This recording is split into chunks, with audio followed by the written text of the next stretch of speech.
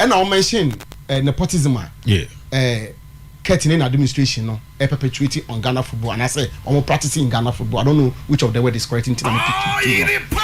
But then Henry want to respond to Alhaji, and this is what he's me. The entire that time I say me person obo amini say the question me ntiase that Alhaji son is a lecturer no. The question as to whether Alhaji son is a lecturer no. Me him baby okofa no. He's trying to say posing that question. The allegations say Ketokraku are appointing and crop for Nabushia for dreams for to various positions. I invite me. I mean, just one. Okay. You see, this issue of nepotism, no one said it had not come up.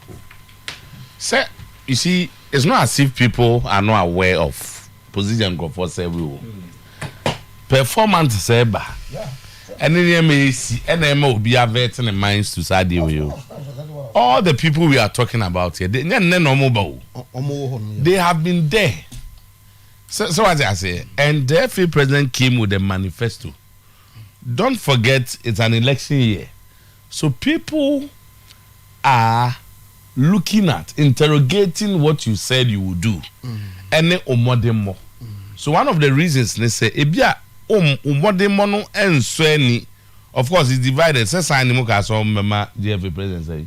If you cross on man 9.8 over 10, maybe some man say, see, people have different opinions about his performance. They are unconformable. Say the wing, maybe Ujina Baye, no, and in the American, of course, you be on it there. The Jomoneka said one of the reasons why I am more modern as we should, and they say one widening scope, no, you see, it's an association. We have a different example to say when you become the president, constitutional guide, but you make your own appointment. But when we form an association, that's also a particular group within that. So, I'm not for best start to raise issues. So they shouldn't be worried. I say, they are convinced. Someone can't say he cannot work with his enemies. So he is working with people he's so familiar with. So on YouTube said this is our position. You can have your opinion, but maybe say I'm person me no. But for me, so have to me point that. So probably they shouldn't even waste their time responding. Alhaji Guz and the team, now you know any team. Okay, registration of companies. Your family business or. You can appoint a man to be directors. Yeah. But the GF, it's not like that. So that's the difference. You should have conviction in the decisions you make. Me, I'm here GFA president. Me, I'm to Obama. I think that these people are the people I can work with. And nothing I'm afraid because I know them, I trust them.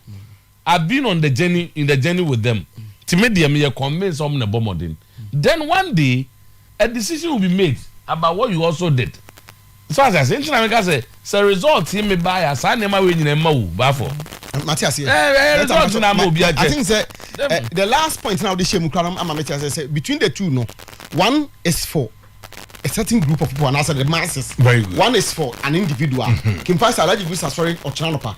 No nobody will question him, but Kurt and his people cannot say or more episode by themselves and so I think into probably Ebia Henry averse his mind to this and all this justification rationalization now because clearly say the partism there maybe who say there especially we Africans name particularly Ghanaians ube practice it because of the way no man Ochina say time AFA president me if ho beba na mtiko anopa ewie numere but no me ko no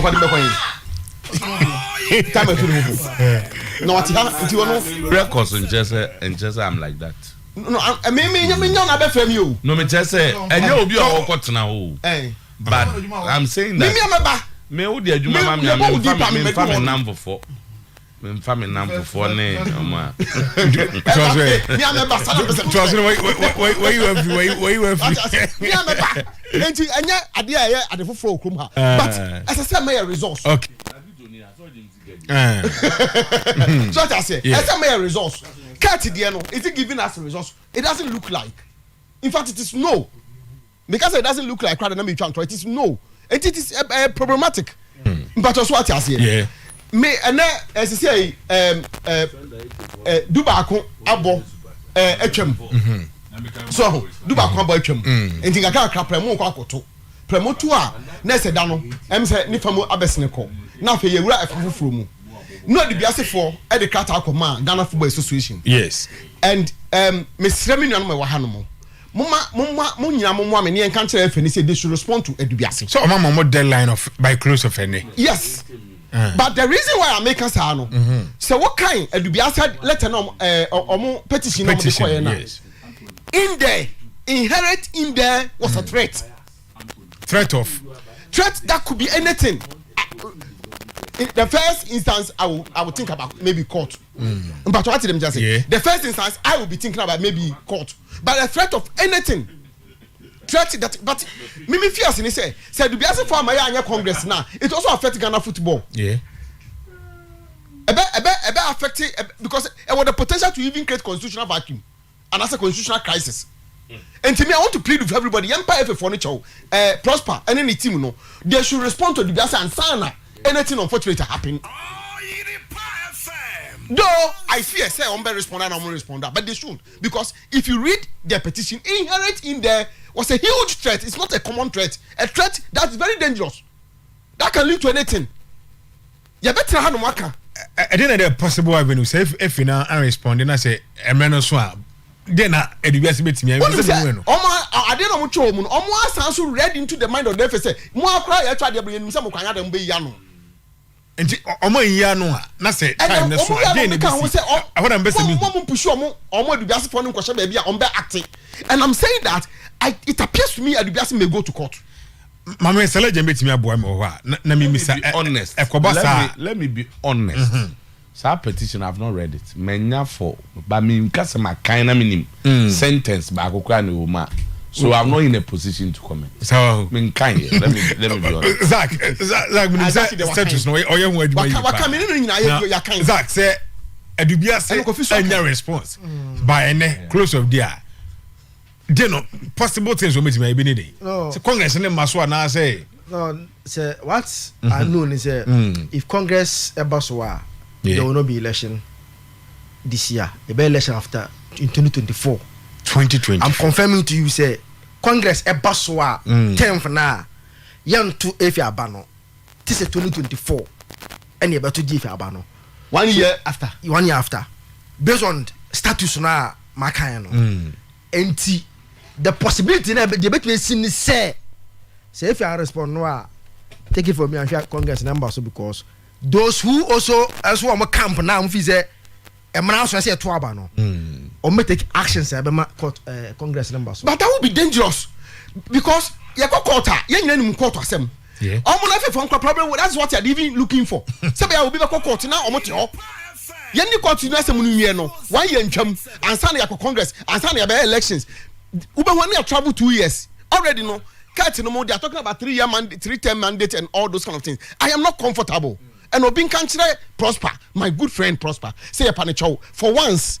I responded to the Dubiase petition. Now, I say we na Adena Yesu say betimi esino. Meza,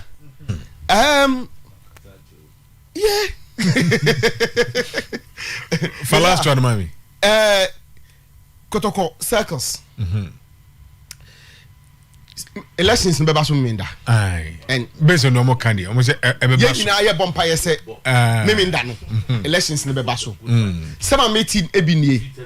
Number one, I'm hearing say, Enkofobi, some national executives be FF from Kobuso or Mumfa injunction to elections in the South. I'm hearing that. In fact, they've spoken to 3 people. And Wikimu, I may mention those 3 people, no more friend woman. I saw another person can't pay. They will push me to maybe almost some margin because an open comedy across the be they are ready more prepare say Saturday elections in Ebaso. Me catch national executives. My send message ama Obia on my catcher and say on competition mentia and so. On responding until I mean person me boni din. Okay. But that person is a regional chairman of the whole regional chairman of the circles. On respond come boni din. My friend, I catch us on competition mentia. And some of the you see behind the scene, they seem to be mentia na o ma sese mo nko. Yes, I'm telling you. and some of the they seem to be say as a elections no, but behind it no, they are also doing things to make sure say anka elections in maso. And now me know ka say o ma ko trigger adie bi.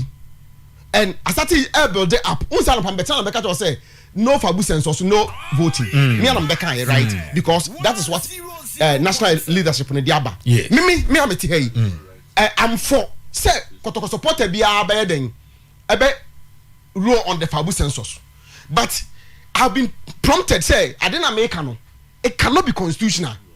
Any kotoko circus constitution. But uti omo consensus. Omo say the constitution so here adwuma. The constitution is say untua odi usa me nto aba. But say ya focus a constitutional you know. Ama omo untua omo ekwa akoto aba ni bi. And so they no so be say ma. Yes. And so say unconstitutional. Right. They will raise no.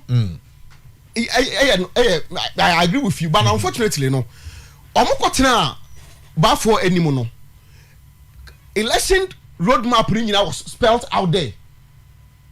Okay. Enti honomo national executive say kan kire almost say omo de fabu census registration no e be part of the elections no. Only for aka 1 week. And I will say ya omo nkoye. So almost say and now people believe that fabu census and I also believe say kotoko nibia must roll on the fabu census. But who person will use fabu census as a strict qualification for obi to voter a ban no man I say we be disenfranchise some people or a lot of people and also so afiase a build the bar and also so no mpanifo hwe and one kofa ama amankofa nsembia ama for now there me jani say ya ye be dia kire ye mu adwuma de be pia film bia nso no de be mama college and na ye ntwa so enfro okay enti Zach twa so mame na we are makoko fiona as a legendary Derek Barton and Smart. I won't say what Derek no tea Ajambedua. They are all Amonia bro. Almost similar to say some kasa. Youth development. Now over the weekend, Anna Mensaka document about FIFA youth program. Now Messiah say when you go through the FIFA youth development program on yeah like yeah all national associations but I'm sure say Ghana ni bi me I want to believe say ni bi okroma say because what kind character I'm not sure how FIFA is telling member associations to develop their youth game na ye ni bi okroma say. Two, I also want to believe say youth coach bi okroma say ni bi okroma say bia nam no born one so youth coach say yeah report no police for course based on the documents no there's no youth coach in Ghana here. I said we are doing the wrong thing and expecting to get like correct answers and see you see now I'm so to Messiah say okay the course now okay yeah when we have the late Samade coaching Frane the later Bet Mensa Bet Ado sorry the Bet Ado these guys who share the coaching when they were teaching time no much hard they much coach ade okroma say you know we saw yen resource no when they were teaching no much nkofo ade okroma say you know yen resource no now go pam me na person me but direct on pona nkobo me down me bia on to person come cash me go pam I want to go and see what they are teaching them there.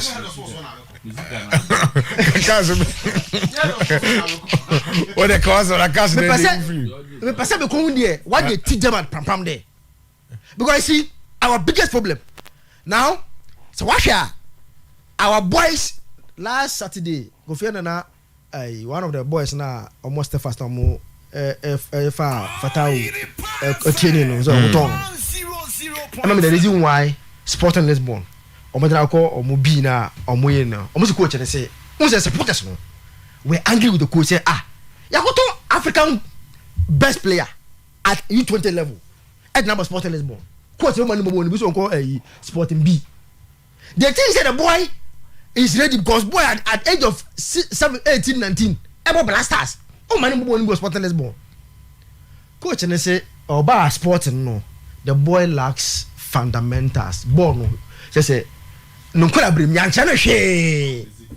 yes the boy doesn't know when to pass want to shoot, want to travel. Onim sabo onim we na. And what ya Fatah no jibo na. And Fatah wa he no ha sanote. And sanote. No wo hwe sanote. Da bi mi hu ni sa. Fatah wa hwe sanote. Ojibo na do hima say ojibo na okati no shot. All Fatah knows is that oji ya okati no abo shot. And to onim say it don't be I have to pass. I have to deceive the player, or you think that I'm shooting. My pass, my ball through ball, or the basics, like it. We are at a point. If people are talking about nepotism and family, then they are. Obviously, carrying you too. While coach and 17 or 20 Okroma says, what is the blueprint? Carrying you too. The BI no. Since I get by, or the local 17 in there, what about 20, 17, 20, 17, 20, sign why is it? So, what is in the blueprint? Now, I want to give for a diagram 2 skills, moment. So, Panya, you FIFA say, young person training kola, Muzoto, says, come and say, Diagokra. Or Mama, the stages from the first growth, no acquired to second growth to full grown. The golden age learning. The golden age for learning. No. What it means? From age of 9 to 13 and I said 12. People say, I could be no last age no. And like Nigel, I pick at the pa. It's that stage no. I come and say, you're under 10 you're tactics. Coach, which under 10 tactics. Say what go to the coach be under 10 for tactics. Coach league no. Under 10. Na me mama 10 ni. Ana 12 in Bobby. My boy na 17. Obo no e. I'm on way. O de you dey influence trust so can say. Me say, come say under 10 under 12 ni e chom tactics. You have FIFA say Kofi at that stage, we know we am ntina hu Messi mo ne ayi omo kra abem video so no. And there Cristiano Ronaldo de ba no.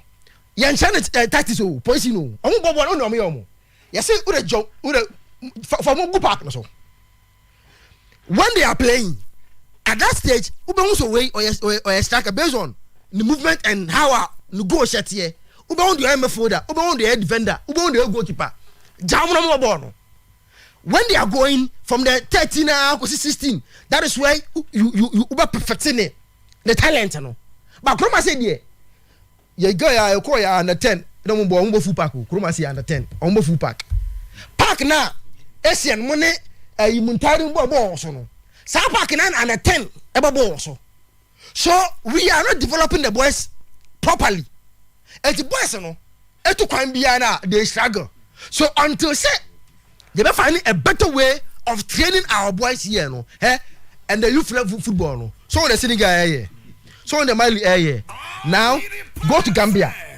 obia hear the Gambia here you see these are things no so let me the less some ne Herbert Ado money you know these are the things no man that but since I move through no coach na am be you know minim de e kire omo chom e wonom no and now kwa prof prof Minta so you ask yourself say prof what is an achievement in coaching Zakito the Obi country me we saw him you saw him at what is achievement you saw him at dwarfs about for me say what is an achievement you saw him at dwarfs man ka say uhu na say uhu me say what is an achievement in coaching on na watch one there at previous level no the less some ade me say baba for what was some ade's achievement Ubaka can say he coached dwarfs you mentioned the achievement of some other year and me say what is prof achievement and then today Oko Pram Ignatius is coaching is teaching coaches how to coach our Pram what is an achievement we are joking no question no it's one of the Saturday say oh me say I'm telling you say Ignatius is there it's one of them okay on coach Pram no you understand and then young coaches now much are there and that is where our problem is today. Those who are teaching coaching at Pam na Ankasa no, how is their coaching like? Bazak you coaches are ball from Mobida, but omitimi coach kama ye onko fo omitimi natural dey kama ba oka so onko no so nko ye ontimi but obi an ne di ye den sanity ana ye den sanity sanka anya bia no bi wa unse odi e bia coach no nya de onim kire ba ye coach ne no sanity muso to ye ball and 23 year boy we no according to CAF technical committee 8 nations no almost technically Ghana was the poorest in terms of because Kofi you didn't see that I had CAF on there but say you know because Obi achieve now we saw him at dwarf so move this so was go fi win so I had a buy kind of 23 tournament tournament Obi about 3 miles you group stage we about group stage we poor ye technically technical team no o man go ehwe won no enti I think say e was say take and technical and serious say per se your football no ko enima de ye okroma say de ya me nyambra enema e ba fa ya se pa o say ai o say me exactly there fancy why ewiane atrust of time o de Kofi angwe Kofi traso because right but inside Saturday you discuss the exit of black meteors and then normal can won say me ma one area bia ne ho hia me pa say football field in this country the next 10 year the BGG in terms of sporting events there what compensates Ghanaian sporting fans say football field you boxing you so ti how there na ehia o because bright say me kira on Saturday me kira legend o dem adi match na money afi emre bi atwam so the blasters always performing at the top level but in case say blaster and boost struggle kakra ahomachon be sori ahwe zuma na esin be hwe I quote that was Mbacha said there was a compensation when football fees sprinters Mbacha said be say na me bisa say football no efilia because football no so the Saturday say na me catch on no sport budget no for year no ye pay 70 to 80% of our sport budget no ye the question national team football and ye ja all the other sporting disciplines in a go ho it is a football at national team level failure ye develop a boxing ye develop a sprinters ye develop a swimmers ye develop bibia bio it is a football not blasters and matches in under 17-20 for no failure coupled with the standard of our Premier League. So can football ni na bom na se nyina to fom tima e de bebe yen kwan yen fa na yen kopɛ sports mu ani je e den yen fa bio na yen kofa ani je free sports mu mra na mami wra ha sei see Mathieu Mr. Frederick Echampon is the chairman of the Black Meteors management committee. What can be emphatically say coach a friend say Ibrahim Tanku for some time now the coach has not been paid. Coach, you know, Bright Owusu in Tianaka. So I say apart from the Black Stars coach, apart from the Black Stars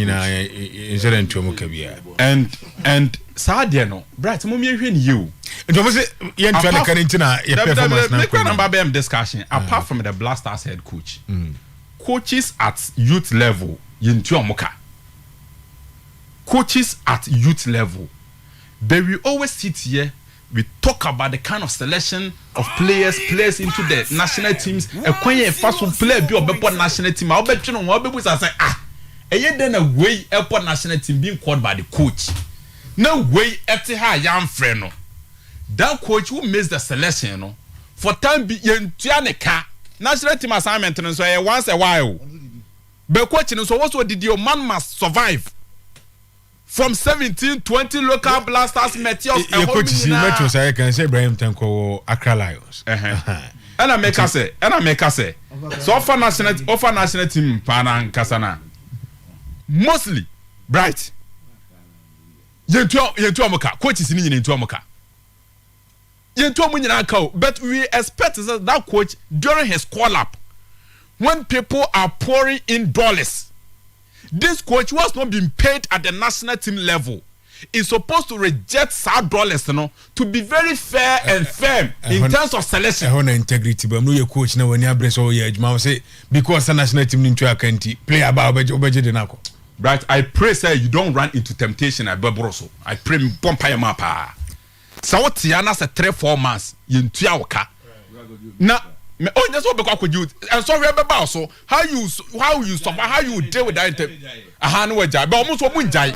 And to munjai no, there should be ways and means for them to survive. Munjai, legend munjai. Maybe I try to say, maybe I break me casa semi. Saturday I'm catcho. Say, oh yeah, Juma, praises are no manento. Don't try to paint that picture. Say when I think. Kofi, are you saying say because of obesity can yen 20? Yen 20. It has a huge potential to influence coaches in the selection. Don't throw it away. Blast about Belgium. Me share one aspect of it as you be an eguso. Say national team na yen 2 coaches in the cano. Under 17, under 20 matches, baby, I ain't your mocha. Best coaches and also Mudidi. Also, Moshaw, Mujere no Moma, or Monquenya Sicano Hanfa. Omoko, say Omoko can be every day, be a moment. And I'm saying, once a while, maybe I bought much wouldn't time a black metals. I before. When you camp, but you're 4 night or copy, never you two, national teams, every match was ye. So Martin and Fiana, Montiano, almost at a campaign. And you say, Coach, let's if you are about Cry Lions or one house folk Nicoto Coin Jumano. I buy in Tranica every month, and I say for in Tranica every month. They have to pay them. Oh, they have to pay them. Because one Tranica at that point in time, so Asambu team now, baby Obenya Sika died during the tournament. Williams are. Yeah, legend. Baby, me say, so more Asambu players now. That's what more tournament now. Right at that point in time, baby Obenya Sika from national team assignment, say, you bought 1 month in the no. Throughout in the preparation and the tournament, he's done. So when you scout how when you he's done. And legend, we are talking about the point to say we are say Omunjai, but they wouldn't stop, they wouldn't leave, they wouldn't resign, they will stay on. And so the point is that how do they survive with the national team? 2 years, by black methods for I finished betting about one assignment. And to if you want to can say one assignment on TV. Oh yeah, Juma. Oh, for no ton change. This is legend.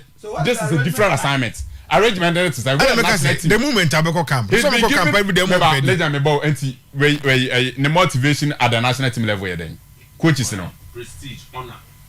Almost prestige, honor. Then leave, and they will not leave. Legend, and they will not leave. You are talking. Answer me. What is wrong? What is wrong is wrong. Yeah. What is wrong is wrong. Yes. Enti man nkwa say as o to na say o nya adwuma dia ana ya adwuma ni ntua oka o tuma wi adwuma sika ana make it is wrong. It is wrong. And this is the case. It's wrong. This is the on case. Any day. Legend. Oh, legend. No, it is wrong. So let's condemn it. We are condemning it. But that's why legend. I'm saying it is wrong. It is wrong, but it is happening, and it has happened over and over and over. Mami, one single Ghanaian coach at the national youth level, I am 20 can resigning here. Maybe dear Kofi. They don't resign. I don't subscribe to that idea. Selection. Exactly. But me, per my training, I don't believe in complaints. If it gets to a point where say Enyemawa, you bow out. Only right to say in Chama can't even go to play. Say yeah, appointed coach. If your principle is against it, some of them in Yajuma, Memaka, some of your man in Cham 1-2 months, I'll leave. That is my principle. So if you're a coach, now when I said to Majuma, you are not properly remunerated. Now to us, I'm going to play. Leave. And I'm bow. Mrs. Our coach is here, my coach, time and time again. Oh, when you're about to any evidence to suggest that Obia Jobisika. Okay, you're very important point. You're very important. Sika no go team by Blasters. Was he not dictating to if you to your father what answer now? No, been a chance say selection here we. That is a key problem. It's not be a Indian can do no legend. It's a key problem. Black Stars the other side as in legend. The other side and still legend mommy and you call. We can dictate at all levels. But I'm saying say it's one of the factors a bit me influence coaching and normal oye. Moment you call because in football, right? Football na here bono. Say uja coach. Say national team level. When him say it's a very big stage. When him say there. A black metal some qualifying come on fa. Olympic games. Agents around the world. Team or more is a players in many. Around the world. They can give you more. They should make sure say some coaches no. What is due them managing national teams? They have how much agents can pay. Yes, they become so vulnerable to temptation. All right. And media make us say we can be and they say baby Gina Sisi and then they say minimum what is working in our football in this country. Minimum league. You know the level of our league. From the competitiveness of the league to sponsorship in the league, to attendance in the league, to everything in the league. We know the level of our league. And now, since 2019, Blasters, a call tournament with Egypt, a few more round of 16. They not do tournaments in a group stage exit or Blasters. And now, Baby, see the level say in 2 decades, since 2004, you call Olympic Games. This time round, you are failing to qualify for the Olympic Games. So 2024, you Kobe, you failing. And you ask yourself this question, sir, at this stage, in terms of football, and here for power, which aspect of the game, you know, any year at this stage? Good question. And yeah, Mami, if I will say, Kofi no. Right. Transfer here. Aye, wait. Kofi didn't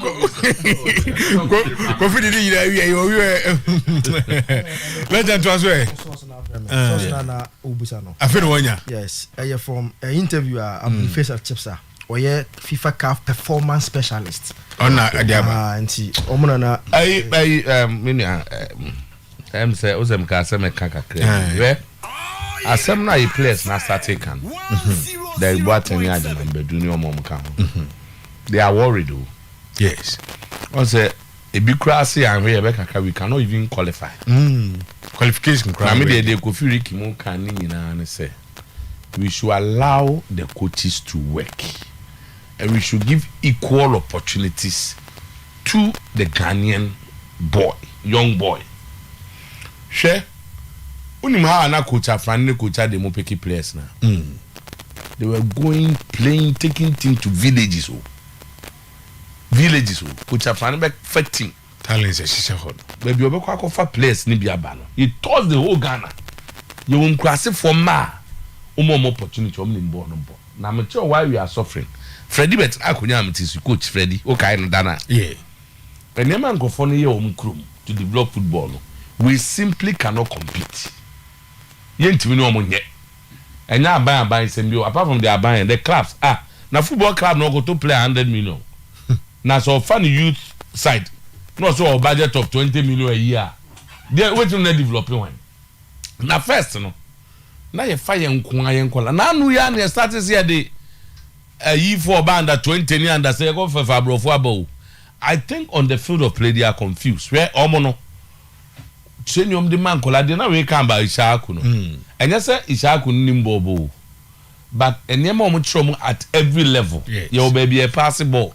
Your baby 2 milika. Ye dey oza akola. Obeko na 8-year-old for bobo kra no ma chebo.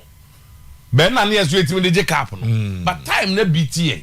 So ya kind problems ni bebre abom one the coach no be allowed to work. Enutina ko fina me no onya adwene say so we adwuma ni obi o ya adwuma ye ntua ne car odi ani je ye bia no dangerous. Eno na esie no. Eno so na esie obi o ya adwuma ye ntua ne car. Da abani no osere. I say no na madwuma mo bia wo ye kromfo. Ba be the bright member. Legend member. Asema ya waken. Asema who is be before ye kromfo. Right, asema. E kwan bi so obo adwuma ne car. Asema waken. Woni so aka me sem nyina ma me. Na you say asema waken nyina ma me. It's not that I don't get paid, but they are happy Oh, the time to go for Asaji. Malaysia, talk to the coaches because I'm going for the Omodi banning. Almost as Omodi room. Sika Kuno can say the challenges he went through. So what I say, you maybe almost coach, no agent. To know the but that is where we are. But I mean, the NSA. I have never complained. Okay. So my system in favor me, you bow out. And yes, I try to adjust. Say na the NT na why. Share. Brian Tanko ya na semi me ya. Your team in Kano Cameroon assistant coach. Yes. He's one of the guys who got to Germany at a young age. Played for Dortmund, Babukai, last reckon more. Champions League finance injury in Tina one more. He had training all his life for Tana Germany. And it's also so bad as they don't come at yours. That's also the Omoye na Uyebia. A day in training na wenya. Coaches should be able to say no. Win a memo mambo. I didn't know ye blaster coach or selection obia bonabaso. Chris Hughton. Or friendly players obia Chris Hughton. Okay, obia comment. On the Onyeniba. Momo di amudi ko semunti ye ntwa mo ka mo mfa ho no mo so do mo di abrem una na aka ye gba asan wan asem ye gbe na go fa ye gbe ba so de ni be chem you see the di obi edi akro what I say na me de we mu ye anya me wanwa it is going to get worse because your GFA president or no deal with players. Or no, or yes, man or obviously. On said that somebody qualify you. He wants us to do well. But if you say no player win a yard, they have an opportunity. So at the end of the day, you're in level playing field, and that is our problem. Oh, Mauser Henry respond Henry Bacho, your example about Alaji Gruza is flat. And I follow flat. Alaji Gruza, I'm so called was a lawyer for no register compared to go to Abusu Juma. Wait him do you know my directors no my Alaji Gruza can base on one here. Obi an go to Abaman so my president. So Alaji Gruza can decide. So the Nayere be CEO. Fawaz be operations. Camel ebe we so Henry don't come say have conviction. Appointments na orake to kwaya no. If you believe in them, you should come and say yes, you have done it. Now you did your that's why we did it. So what I say, yes. Then you try to move on. But the point is that any man does you see we are there any baby can once a man. You have to break yourself at a point and say no. Let me look at it again. The econo ehadwene in football no enko unim. Is it about contractor the GFA signed with Malcolm. Which is no Malcolm agreement. Yes. What is involved? I'll come and tell you. Now I saw the catch how much money CAF has given us. CAF. You see, these coaches thing. So can't we pay them and then get government to reimburse us later? Because you see now no budget and exactly to come once. 12,000 for the GFA president. 5,000 for the ESCO. Busum bienko. Every month. When Asibia come on. So can't we, Kobi, you don't get my point. My point is that you have no right to say in Jamaica to me in spite of the fact saying they condemning the act of not paying them. Why in can you have no right to misbehave? That is my point. You change the system rather. Change the system rather. Only government deal with that. It is always difficult. And you don't be a contract 2-3 years in abide here. The payment, no, the system abide no, it will delay. So the solution is can I do 12,000 5,000 yeah need car Malcolm ne ye bebrebe na ye nya na budget. Can't we say okay ne ye try 3 months abide the bar. Yeah. It's allowing the coaches to do that. Exactly. There is so much money. Sure. So much money sika in the GFA. So much money sika pa GFA for nya. Enya sika keto FIFA CAF. Me di baba be chew. Baba. There so much say Malcolm na say. More 720,000 Ghana cedi. Oh dear, yeah, baba. That is that contract is in dollar. I'll come and tell you the dollars. You know how they converted it. They were born in cities. Montom Boise. Montom Boise. Who's a Miami in Kasanti? Montom Boise. And the coach is Ibrahim Tanko. But for some in Tamo, almost yesterday. And you Biana, I was set or track record as a coach. Especially when you are an instructor. Obo teacher me. Professors know what they been in business. As one head of business, I will go. So you don't need to have any field record. Head of business school. Head of business school. Or me on talk cassette, rather. That's one head of business school. Exact. Because I mean, time of the end they different. But other Americans say yes. They're different. And yes, but Omun Chadeni. So the generation of coaches now intimidate you. Only I know any problem. The next generation of coaches are here to come and say, and your coaches, Papa. They need help. Let's take them out. So, I'm saying I'm going to be called. No, we need to help our coaches. I want to address this here. There will be to say Ibrahim Tanku, Sika Kono. There are a lot of coaches in so many opportunity to see Manchester and Germany. So coaches in so Michael says I know some for Germany, but a lot of gurus are saying and you need to go show be two because need there na go to let me say omo do mu gidi nyina omo pastors ni nkofo na go society asem no I go behind it. Come on. Papa first time me bo ba for din affiliation. Why bafo me Isaac make madam for back me put on to madam for me penasem sad decision I was take there he has done so well me bondia bona baso ewo ready bafo pia o wabo aduma yes o dia to there da and do the bafo enti me da CP me da say legend captain I go visit me ma onyenye sa yes also obey mama na dia we dey nkwe we dey nkwe na seconds into the mamina your first promise media no promise broadcasting limited friends say Mr. Emmanuel Ajiman and Emma Emilia Jumadia omu gina fidie mama empanifo begina na the general manager was there the HR and the programs or power workers nyina any other phone nyina ebeja me on papa eyase no mabusua ese me nyina fidie so na emfa seda emfa emma obibia anyame sho obibia yadase actually obia wo question bia obo so busamia off air omra di matek birthday no so no man ti yan fancy na news and trust so yes dumienu kase bono na trust so honyankopon ya aduma no me ensampa mu ye besan so aba highway sports ye de beba otiabodafo nyina nka me de Bright Owusu Messiah